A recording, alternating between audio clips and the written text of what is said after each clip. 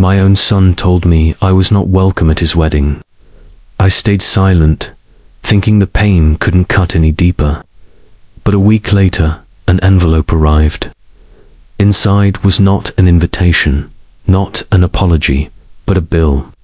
$90,000, itemized. Wedding venue, dress, catering, even their honeymoon. And across the bottom, a single line in his handwriting: wire transfer within 30 days. That was the moment I realized my son hadn't just banned me. He had turned me into his wallet. You won't believe what happened next. Before we continue, please subscribe to the channel and let us know in the comments where you're listening from. I had always imagined the day my son would get married, in the quiet corners of my heart. I pictured myself standing there, watching him at the altar, holding back tears as the boy I had raised became a man ready to start his own family. I thought I would give a speech, not long, not heavy, just something filled with the kind of wisdom you can't buy and the kind of love only a father knows. But when the invitation never came and the silence stretched into months, I realized that dream was nothing but a ghost I had been carrying around. I wasn't just uninvited. I was banned.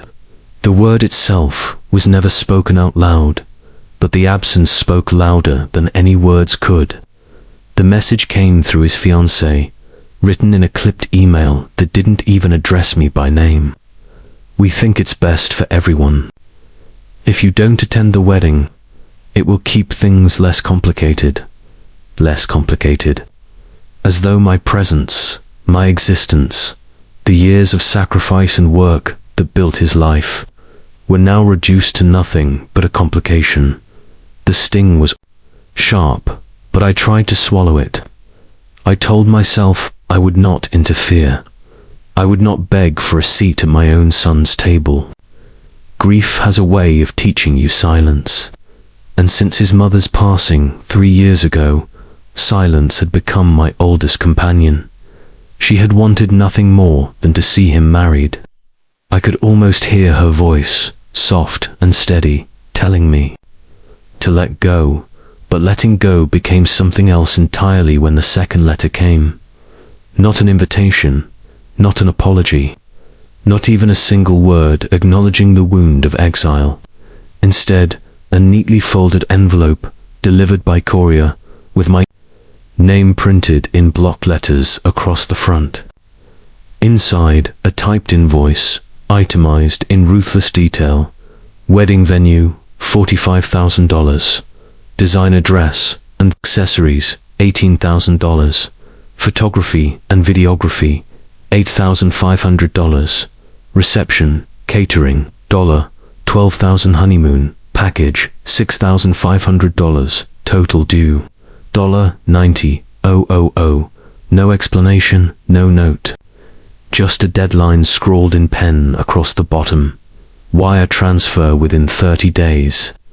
I sat at the kitchen table, staring at it under the dim light that used to glow over family dinners. The same table where my son once spilled milk and cried because he thought I'd be angry. The same table where I stayed up all night helping him build a science project about volcanoes. The same table where his mother, frail from chemo, once held his hand and whispered that he would always be her greatest joy. And now that table bore witness to the coldest transaction I had ever received from my own blood. I waited, thinking, perhaps this was a mistake, perhaps some cruel joke or a misdelivered envelope. But when I called, he answered with the kind of impatience reserved for strangers. Did you get it? His voice was sharp, hurried, as though speaking to me was already costing him too much. Yes, I said slowly. I got it. Good. We're on a tight schedule. We figured since you're not attending, the least you could do is cover the costs. You know, after everything you didn't do for me growing up, that line hit harder than the bill itself. After everything you didn't do. My breath caught, but I said nothing. He went on, unaware of the knife he had driven into my chest. Listen, Dad, we don't want drama. Just wire it over and consider it your contribution. It's not like you need the money anymore. I should have yelled. I should have demanded respect, demanded gratitude for the countless sacrifices, the sleepless nights, the decades of labor. But instead, I listened to his voice, that same voice that once asked me for bedtime stories, that once begged me not to let go of his bicycle as he wobbled down the street, and I felt something colder than anger, disbelief. It wasn't that. He had forgotten. It was that he had rewritten the story entirely, erasing every trace of what had been real. And I, standing on the other side of that line, felt like a character in someone else's lie. I hung up before he could finish. My hands shook as I set the phone down, but my face remained still. Grief had already taught me how to hide the storms inside. I folded the letter back into its envelope, smoothed out the crease, and placed it in the drawer beneath the kitchen counter. For a moment, I looked around the room, as if expecting the walls themselves to offer comfort. But the house was silent. Too silent. I walked into the living room where her picture still stood on the mantel. My wife, her smile frozen in time, her eyes holding the softness my son no longer carried. I whispered to her, though I wasn't sure if it was prayer or confession. Did we do something wrong, or did love just not last? The clock ticked, heavy in the silence. I sat there for hours, the envelope burning in my thoughts, the words echoing, "After everything you didn't do for me." When I finally rose, my body felt older, heavier than it had in years. I didn't slam the drawer. I didn't break the frame holding her photograph. I didn't scream into the night the way part of me wanted to. Instead, I did what grief had always trained me to do. I walked quietly to the door, put on my coat, and stepped into the cold air outside. I didn't yell, I didn't cry. I just got up and walked out of my own house. The house was never just wood and brick to me. It was marrow, bone, and breath. I had built it with my own hands, back when money was scarce and time was expensive. But love was enough to carry us through. Every nail I drove into the beams was a promise. Every wall I painted was a prayer, and every corner bore witness to the life we carved out together as a family. When I first bought the land, it was nothing but weeds and rocks. My wife laughed when I showed her the plot, her hair tied back in a bandana, sweat clinging to her forehead. This is where we're going to raise a family, she teased, her eyes sparkling. I grinned like a fool because I could already see it, the porch swing, the kitchen window facing east, the yard where children's laughter would one day spill into the night air. We couldn't afford contractors, so I worked weekends and evenings. After my regular job, my hands blistered, my back bent. Neighbors sometimes stopped to shake their heads, telling me it was too big a project for one man. But I wasn't just one man. I was a husband with a dream, and later, a father with a duty.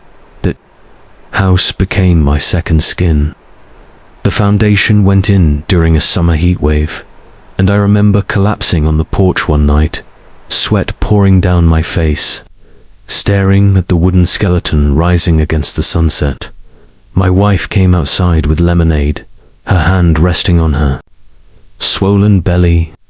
She placed my son's tiny baby shoes on the step beside me and said, "Keep going, he'll need this." I picked myself back up, fueled not by strength, but by the vision of a child who hadn't even taken his first breath. And when that boy finally arrived, it was into that house that we carried him. His cries echoed off walls that still smelled faintly of sawdust and paint. My wife walked slowly through the hallway, cradling him, tears of exhaustion and joy streaming down her face. I had never felt richer in my life than I did in that moment, not in money, but in meaning. The years filled the rooms like tides filling a shoreline. Christmas mornings with paper torn and laughter spilling from the living room. Birthday cakes with frosting smeared across the counter because little hands couldn't resist helping. Dinners around the kitchen table, the clatter of silverware underscoring conversations that veered from homework assignments to dreams of tomorrow. That house held our lives the way a body holds a soul. I remember the sound of small feet pounding. Down the hallway, my son would run to me after work, leaping into my arms, his voice shrill with delight. Daddy's home. I remember tucking him into bed upstairs, his room glowing faintly with the nightlight shaped like a rocket ship. We'd read storybooks until he drifted off, his tiny hand gripping my finger as though letting go meant losing everything. I would tiptoe back down the stairs, my wife waiting with a smile that said, "We built this. We built him." There were sacrifices too. Times when the roof leaked during a storm and we patched it ourselves because we couldn't afford repairs. Winters, when I cut back on heating so the money could go towards school supplies or medical bills. Summers when my hands were raw from extra shifts at the bank just to keep up with the mortgage. But every sacrifice seemed worth it when I saw him running through the sprinkler in the yard. When I heard him laughing from the treehouse I had built in the backyard oak. When my wife whispered late at night, "He's happy." That's all that matters. I thought he understood what that house meant. I thought, somewhere deep down, he knew it was not just walls that sheltered him, but my very life poured into every plank and beam. I thought when he grew older, he would look back and see not just a house, but the evidence of a father's love. But memory is a fragile thing when it collides with ambition. As the years passed, the laughter grew scarcer, replaced by the sound of slammed doors and cold silence. He wanted more than this house, more than what I could offer. He wanted city lights, glamour, things that didn't creak with the weight of history. I told myself it was natural. Children grow, children leave. But what I never expected was that in his leaving, he would erase the story of where he came from. One evening, not long after his mother's passing, he stood in that same kitchen where we had celebrated birthdays and Christmases, and he said with startling casualness, "You should think about selling this place, Dad. It's too old, too small, doesn't fit anymore." I looked around the room, my eyes tracing the faded wallpaper, the dent in the counter where he once dropped a Castilian skillet, the worn grooves in the floor where chairs had been pulled in and out for decades. Too small, too old. No, this house was memory. This house was sacrifice. This house was the only proof left that we had once been whole. But to him, it was just square footage. I didn't argue that day. I didn't remind him that the mortgage had been paid with nights I came home so tired I could barely stand. I didn't remind him that every brick was set with his future in mind. I just nodded, and he walked away, satisfied that he had said what he needed to say. Since then, the house has become both sanctuary and prison. Every room I walk through whispers of what once was, but every silence screams of what has been lost. Sometimes I sit in the living room, running my fingers over the fabric of the old couch, remembering how my wife fell asleep there after long nights with our son. Sometimes I stand at the window, staring out at the treehouse now rotting in the backyard, its wooden boards sagging, its laughter gone. The house had once been filled with light, even on the darkest days. It had carried us through grief, through sickness, through times of hardship, and yet now, Walking through its halls, I felt like a ghost haunting my own creation. It used to be filled with love. Now it echoed with silence. Money was never just numbers on a page to me. It was hours of my life, carved away from my body, exchanged for their future. Every paycheck I brought home was a piece of my time I would never get back, and yet I handed it over gladly, because I believed love was measured not in words, but in what you were willing to give up for someone else.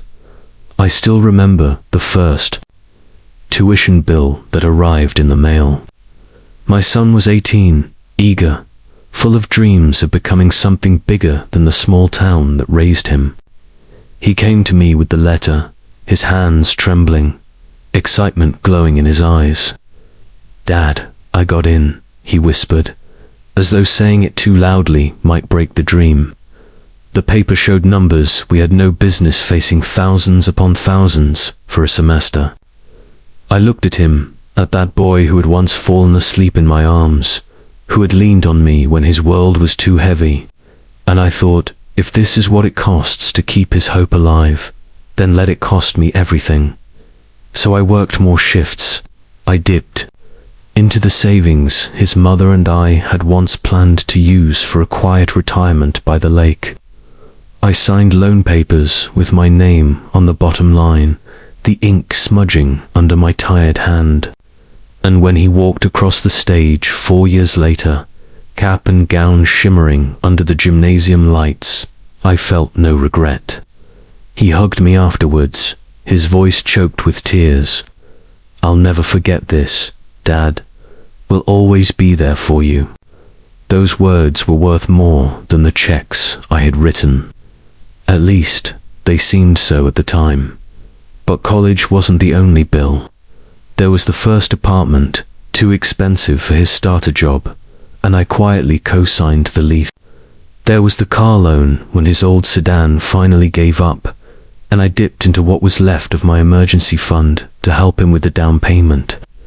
There were holidays when he came home with empty pockets, but expectations in his eyes, and I never once let him leave without groceries, gas money, or a little folded bill pressed into his palm.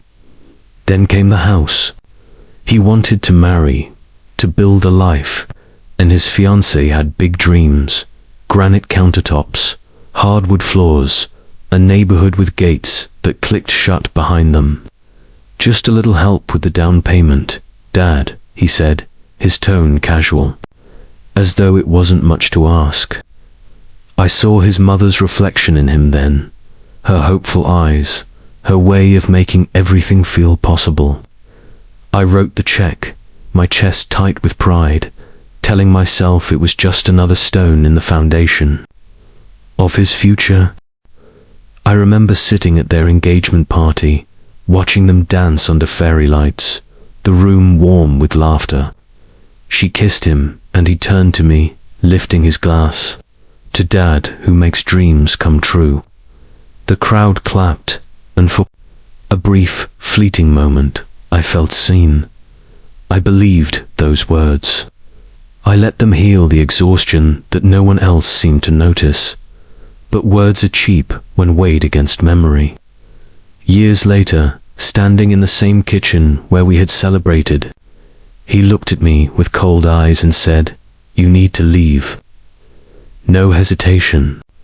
No hesitation at all, as though all those checks, all those sacrifices, had been nothing more than coins tossed into a well that had long since gone dry. I still keep the receipts, not because I want reimbursement. No, I know love is not a transaction, but because I needed proof for myself that I hadn't imagined it, that I hadn't dreamed the entire thing. Faded tuition invoices tucked into a folder. Bank statements showing withdrawals that left me with just enough to cover utilities. Loan agreements with my signature side by side with his. My guarantee the only reason the ink ever dried. Each one a relic, a fossilized record of love translated into numbers. Sometimes I spread them out on the table, staring at the neat black ink, remembering the messy reality they represented. Sleepless nights, working late into the evening, coming home too tired to eat but too proud to complain. Quiet arguments with my wife about whether we were stretching too thin. Her always saying, "It's for him. We'll make it work." We did make it work, even when it nearly broke us. And I remember the promises, whispered, casual, sacred, all the same. The hug after graduation, "Will always be there for you, Dad." The toast at the engagement party, to Dad who makes dreams come true. Even the late night phone call when his car broke down on the side of the road, his voice shaking with relief. "When I arrived, I knew you'd come. You always come." But now it was different. Now the phone only rang when he wanted something signed, something wired, something funded, and the last call had ended with him telling me the bill was mine to pay, not with gratitude, but entitlement.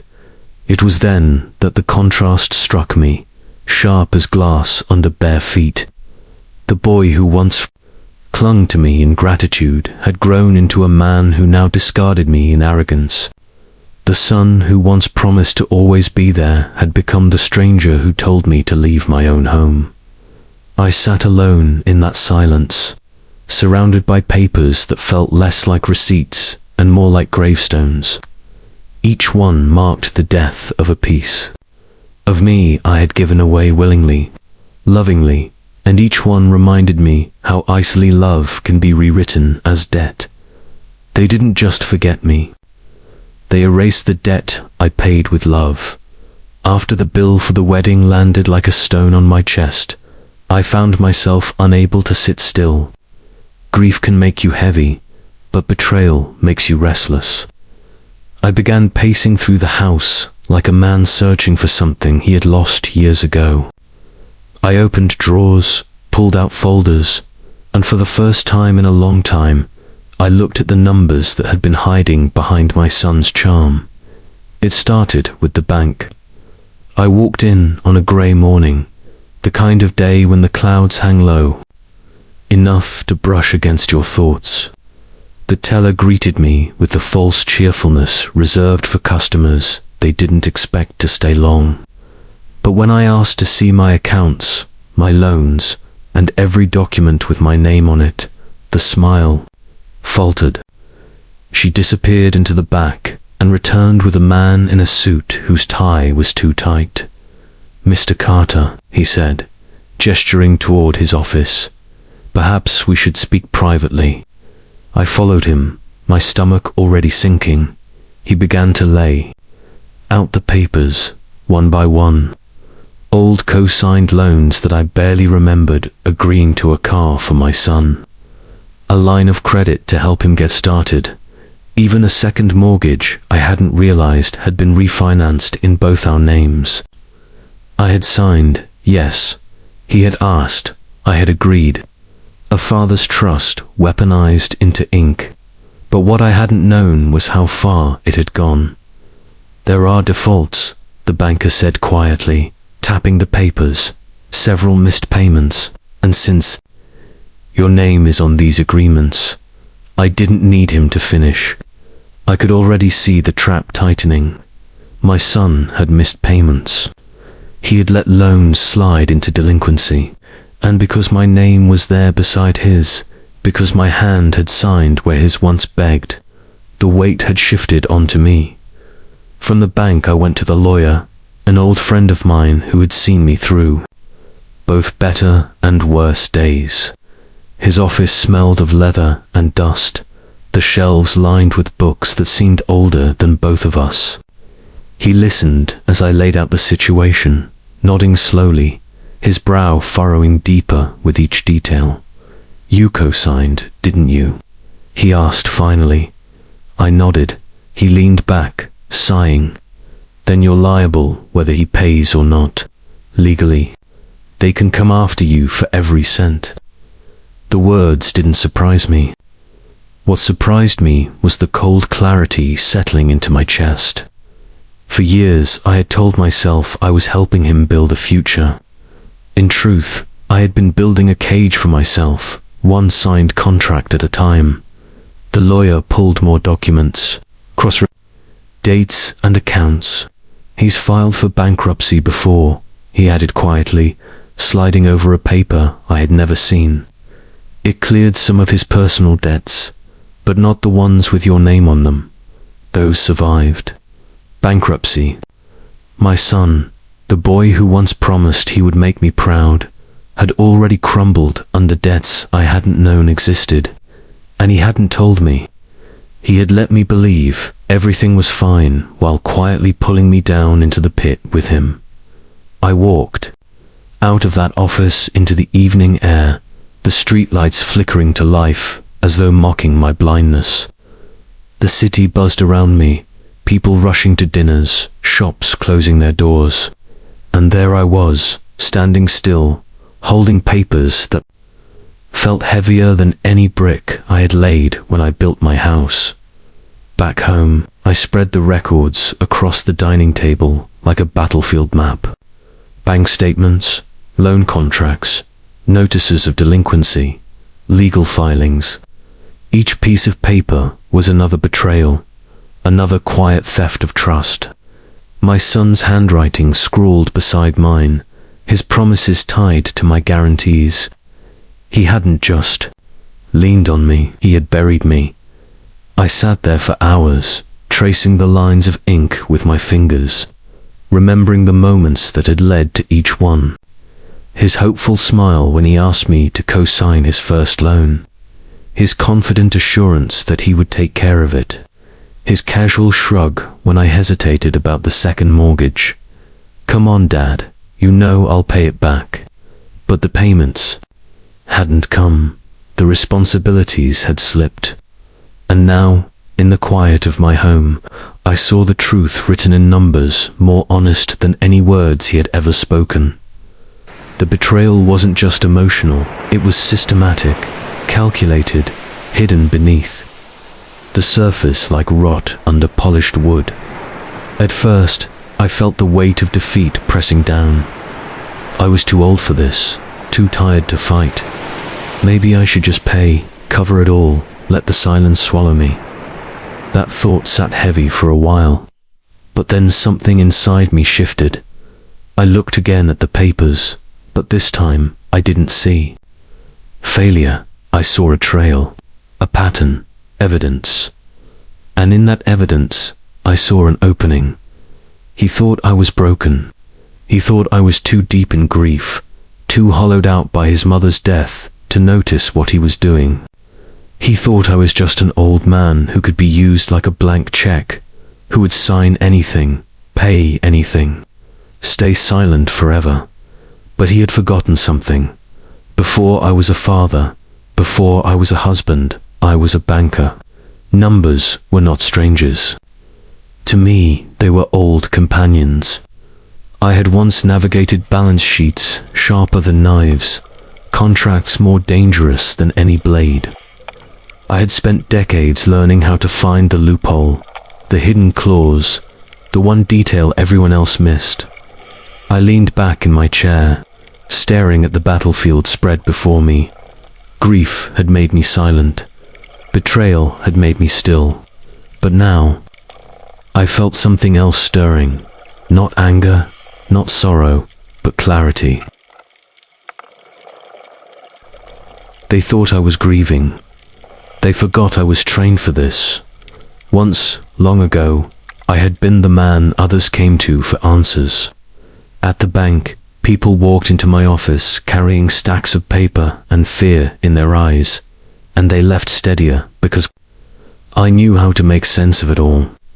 Risk analysis, debt structures, balance sheets, lived in a world where the smallest oversight could cost millions.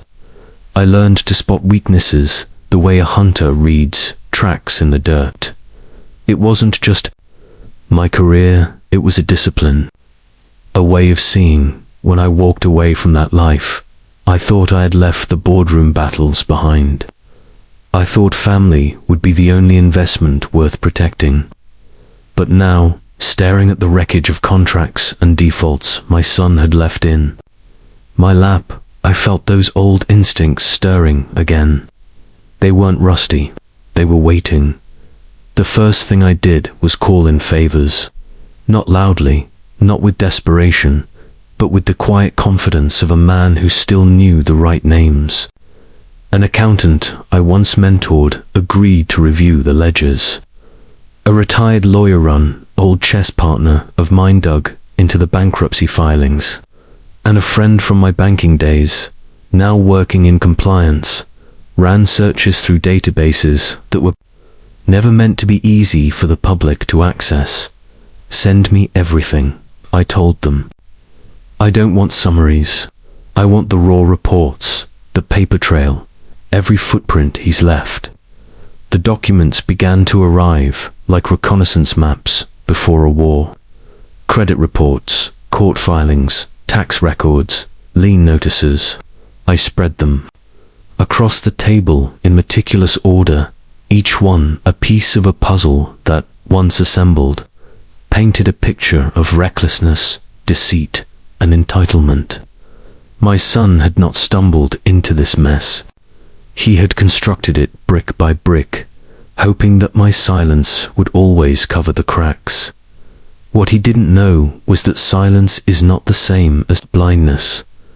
I traced lines of credit from one bank to another, noting how he had shifted balances, juggling debt like a street performer with too many torches.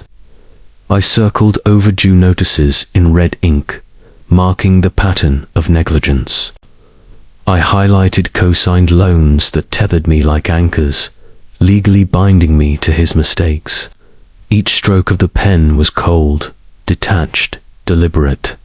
I was not a grieving father anymore. I was a strategist dissecting an enemy position. The lawyer confirmed what I had suspected. He's leveraged your name more times than you realize. Without your credit history, none of this would have been possible. The accountant added his quiet verdict. This isn't just poor management. This is exploitation. He's been using you as collateral. Collateral.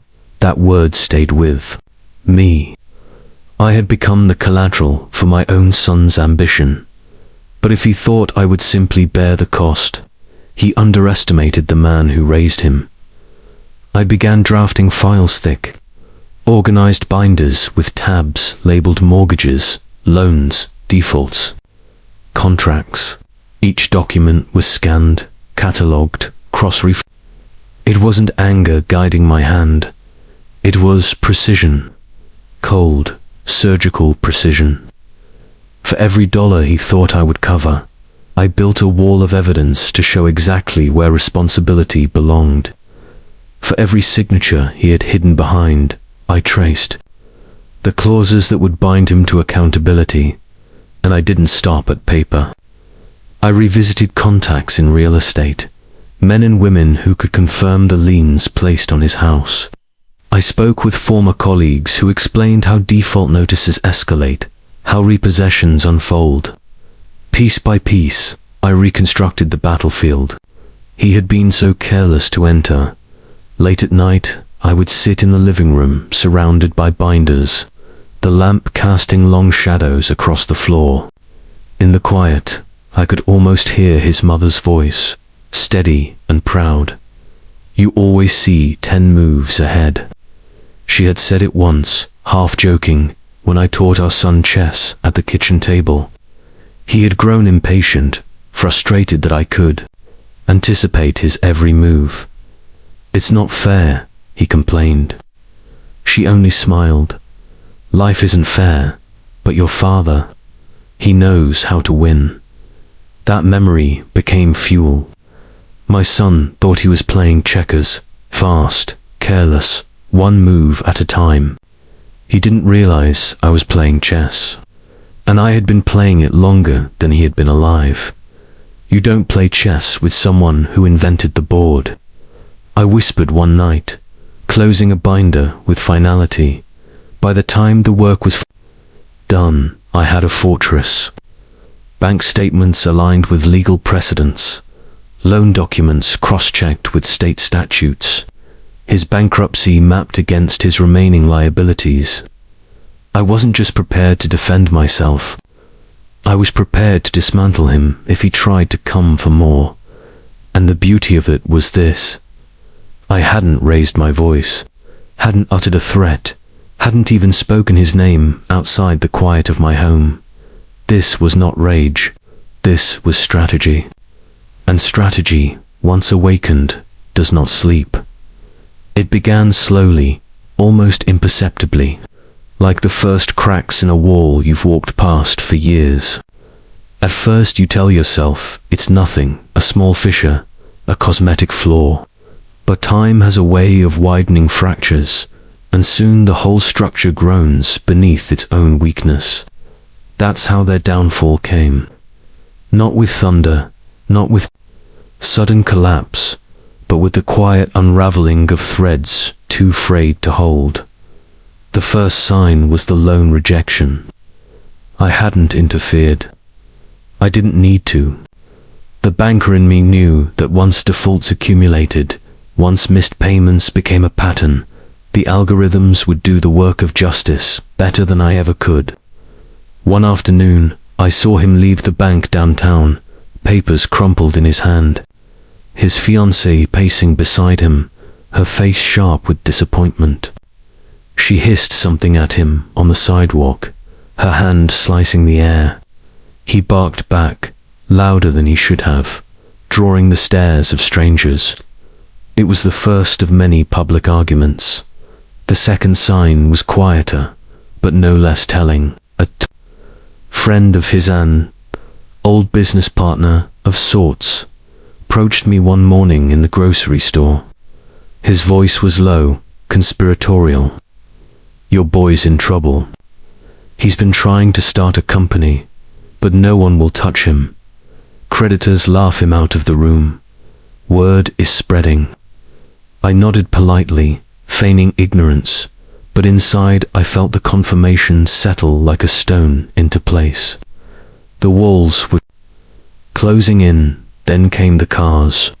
He had always liked to drive vehicles far above his means, machines polished to a shine that suggested stability he didn't possess. But cars don't run on pride. They run on maintenance, on payments made on time, on fuel that costs money he no longer had. I drove past their house one evening and saw his luxury sedan stranded in the driveway, hood propped open, weeds curling round its tires. A few weeks later, it was gone, entirely reclaimed, no doubt, by the bank that had financed it. The arguments grew louder, neighbors whispered. I passed by once, deliberately slow, and heard shouting spilling from the open windows. His fiancée's voice cracked with rage. "You promised me. You said your father would cover it." His reply was a slurred mess of excuses, blame, desperation. The porch light flickered above them like a spotlight exposing their decay. Then came the foreclosure letters. One arrived at my house by mistake, the mailman delivering it to the address still tied to my name. I slit the envelope with deliberate calm, reading words that confirmed what I already knew. Notices of delinquent payments, final warnings, threats of repossession. The house I had once helped them secure, the house he claimed would be his kingdom, was now crumbling under the weight of his own neglect. I didn't throw the letter away. I placed it neatly in a folder, part of the growing archive of evidence that spoke louder than any confrontation could. Through it all, I remained silent. I didn't call him. I didn't offer to help. I didn't even let my presence be known. I watched from the edges, the way a farmer observes a storm tearing through fields he no longer owns. Detached, calm, almost clinical, because the truth is, revenge doesn't always require action. Sometimes all it requires is patience. The world has its own accounting system. Debts come due, whether in dollars or in dignity. And my son, who once believed he could outrun responsibility by chaining it to my name, was discovering that chains are heavy things. I saw him one evening at the gas station, fumbling for cash while the clerk stared with thinly veiled pity. His shirt was wrinkled, his hair unkempt. He looked older than his years, worn down not by time but by choices. For a moment, our eyes met through the glass. He froze. Perhaps he expected me to step forward, to fill his tank the way I once did, when he was too young to reach the pump. But I didn't move. I stood still, watching, until he looked away. They thought I was the rain, here to water every seed they planted, to make everything grow no matter how carelessly they scattered it. But I was not the rain, I was the drought, and in that drought they withered. It was evening when they finally came. I had been expecting it, the way you expect autumn after summer inevitable, no matter how long the days of denial stretch on. The knock at my door was not loud, not confident. It was hesitant, like the sound of children asking for candy they didn't deserve. I opened the door to see my son standing there, his fiancée a half step behind him. He looked thinner, worn, his eyes darting away from mine as though he couldn't bear to see the reflection of what he had become. She, on the other hand, clung to her anger like a lifeline, her arms folded tight, her lips pressed into a thin line that trembled when she spoke. "Dad," he began, voice already breaking. We need to talk." I said nothing. I stepped aside, and they walked in, carrying the smell of fear with them. The living room had not changed. The same photographs on the mantel, the same worn rug beneath their feet. But the air between us was different. It was no longer the air of family, it was the air of negotiation, of desperation. He sat on the edge of the couch, hands wringing. Together, she paced near the window, her voice sharp. "We're in a difficult spot, the bank's being unreasonable. They won't give us an extension," they said. They said if we had someone stable, someone with your credit history, we could work something out. Stable, credit history, not father, not love. Just the numbers on a page that I had spent a lifetime protecting.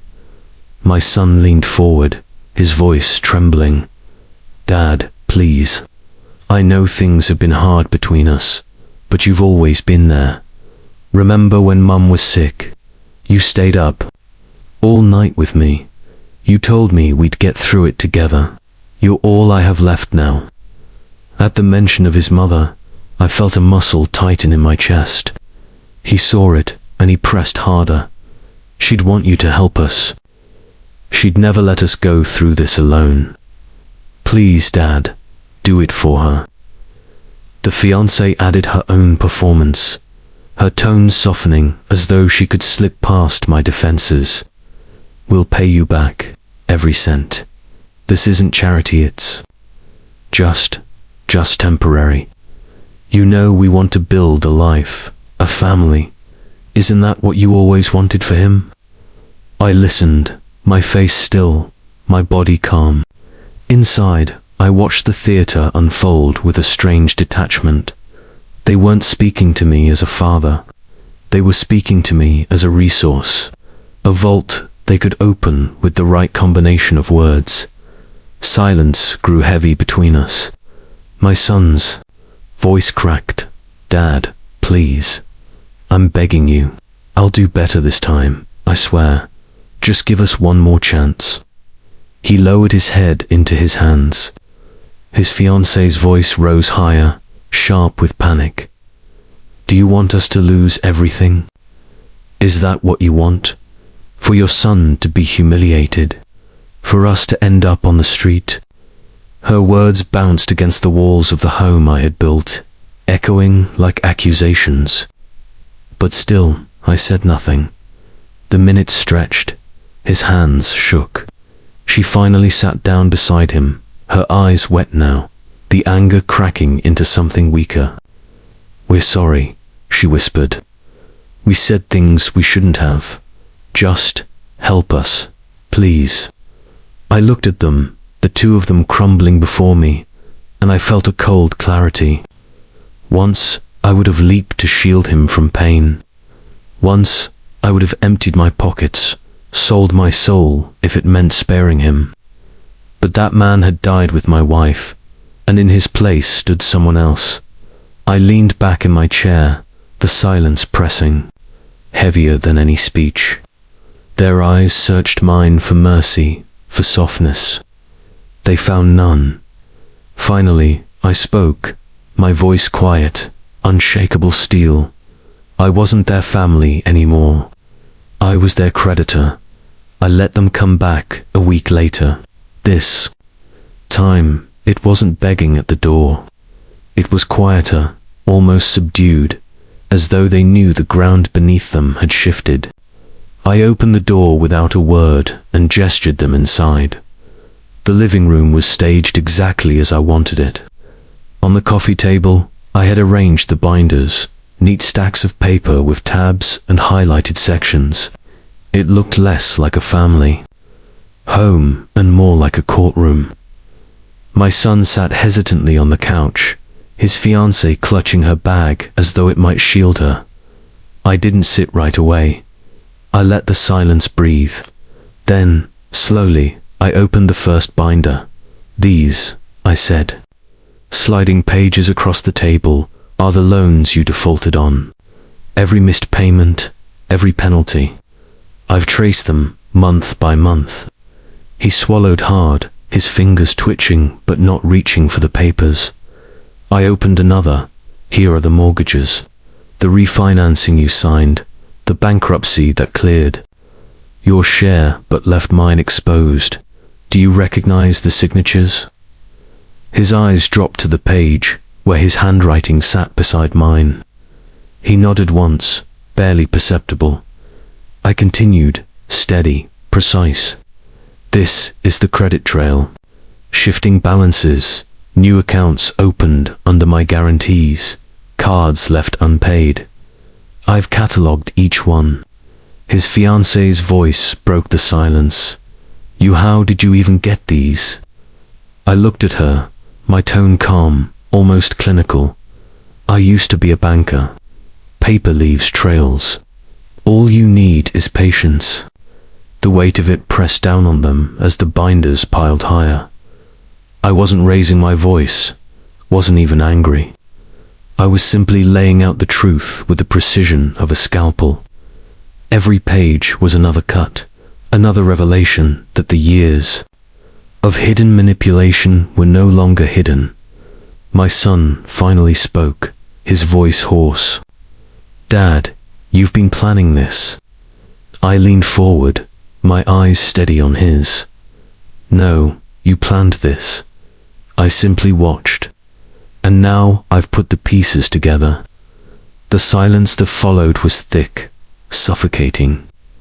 I could see it in their faces, realization that the begging, the excuses, the appeals to memory had no weight here. They weren't speaking to a grieving old man anymore. They were sitting across from someone who had built an arsenal out of their own carelessness. The shift in power was complete. I didn't need to shout. I didn't need to rage. The documents did all the talking. I closed the final binder with deliberate calm. My hands rested on it for a moment before I looked at them both, my voice low, steady, unyielding. "Let's talk terms." They sat there, stunned, waiting for mercy I had no intention of giving freely. I leaned back, folded my hands, and spoke with the calm of a man who had already won. "I will not pay off everything. I will not erase your mistakes, but I will consider helping under conditions." Their eyes flickered with hope, then narrowed with suspicion. My son leaned forward. "What conditions?" I slid a paper across the table. First, a public apology, not whispered to me, not hidden behind closed doors. You will write it, sign it, and send it to every family member who watched you turn your back on me. They will know the truth that you erased me when I built everything for you. His fiancée scoffed. That's humiliating. Yes, I said evenly. That's the point. The second paper was a contract drafted by my lawyer. You will not touch another loan, another mortgage, another account without my written approval. Your finances will be managed under my oversight. Every dollar you spend, every commitment you make, runs through me. You wanted my name on your debts now. My name will decide your choices. He bristled, his pride flickering. I'm not a child. No, I said quietly. You're worse. A child learns. You never did. The third condition cut deeper. You will attend therapy, individually and together, until a licensed professional signs off that you are capable of handling responsibility. You remain under these terms. His fiancée exploded. This is insane. You're treating us like criminals. I turned my eyes on her, steady, cold. Criminals steal. You didn't just steal money. You stole trust. You stole years. You stole the roof built with my hands. Call it whatever you want, but it ends now. Silence stretched. He rubbed his forehead, whispering, "This is too much." I let the quiet linger, then slid the final page forward a check, already written but unsigned. Too much. You've lived your whole life on too much. This is the price of survival. Sign the apology, sign the contract, attend the therapy, or walk out with nothing. But if you choose nothing, remember, foreclosure doesn't wait, neither do creditors. They resisted, argued, tried to negotiate. But I didn't move. I had no need to. The weight of their ruin pressed harder than my words ever could. Finally, slowly, broken by the inevitability of their collapse, they gave in. With shaking hands, my son signed the papers. His fiancée, eyes burning with resentment, followed. Only then did I sign the check, sliding it across the table with deliberate slowness. My voice was low, final. Mercy isn't free. The house was quiet again. No footsteps, no voices raised in desperation. Only the hum of the old clock on the wall and the faint rustle of the curtains in the evening breeze. I sat alone in the living room, the binders tucked neatly back into the drawer, the checkbook put away. Their pleading faces were gone, their signatures already inked onto the terms they had once sworn they would never accept, for the first time in years. The silence did not feel heavy. It felt earned. I stood and walked slowly through the house, letting my hand brush the familiar walls. Every groove in the wood, every scar on the floor carried memories. The laughter of a boy chasing toy cars across the rug, the smell of dinners, cooked by a woman who believed love was enough to keep a family whole. The nights of exhaustion, of sacrifice, of whispered promises made in the dark. This house had borne it all, and it had survived. In the corner of the mantel sat her photograph. My wife's smile still soft, her eyes still filled with that quiet faith she always carried. I picked up the frame, tracing the edge with my thumb. "It's done," I whispered. "They can't hurt us anymore." I thought of how she had worried over him, how she had prayed he would grow into a man of integrity. Perhaps that dream had died with her, or perhaps it had never lived at all. Either way, she no longer had to see what he had become. That burden was mine alone, and I had carried it to its end. I sat back in my chair, the picture in my lap, and let the stillness wash over me. No more begging phone calls. No more surprise envelopes demanding my life in exchange for theirs. Just peace, the kind that comes only after war. The world outside would go on, unaware of the quiet battle fought in this house. They would see him, smile again, watch him shake hands, pretend that nothing had changed. But he would know, she would know, and every decision they made from this day forward would carry the weight of my terms. They had wanted me erased, pushed aside, forgotten. But now their every move was bound to me, tethered to the same name they had tried to discard. I was not gone. I was the shadow behind every contract, the signature beneath every loan, the steady hand on the scales of their future. I placed her photograph back on the mantel, stood still for a long moment, and finally allowed myself the smallest smile. They wanted me gone. Now, they can't move without me. Kindness is not weakness. It's patience, weaponized. Justice wore the scent of roses this year.